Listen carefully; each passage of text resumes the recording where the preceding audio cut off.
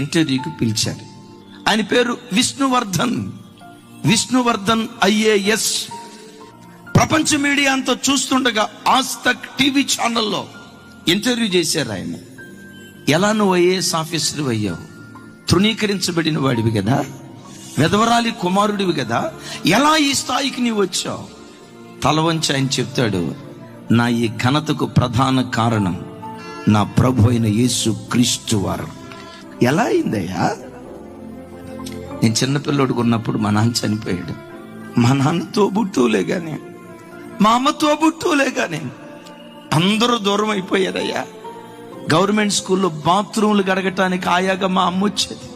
నా పరిస్థితిని బట్టి మా నాన్న గుర్తొచ్చి, మా నాన్నున్న దినాల్లో మా బ్రతికి ఎంత బాగుండేదో కదా, నాన్న లేకపోవటాన్ని బట్టి మా జీవితం ఇలా అయిపోయింది కదా అని బస్ స్టాండ్ దగ్గర నిలవబడి పిచ్చోడు ఏడ్చినట్లు ఏడ్చా. నేను ఏడవటం ఒక పెద్ద ఆయన చూశాడు. ఆ పెద్ద ఆయన కలిగింది ఎంతో కొంత సహాయం చేసి ఒక మాట అన్నాడట, బాబు నేను నీకు సహాయం చేస్తున్నాను, నా సహాయం ఒక వారం నిన్ను పోషిస్తుంది, ఒక నెల నిన్ను పోషిస్తుంది. దేవుడే నీ సహాయకుడైతే బ్రతుకు కాలమంతా గిన్నె నిండి పొంగి పొర్లేటట్లుగా దేవుడు కార్యం చేస్తాడు.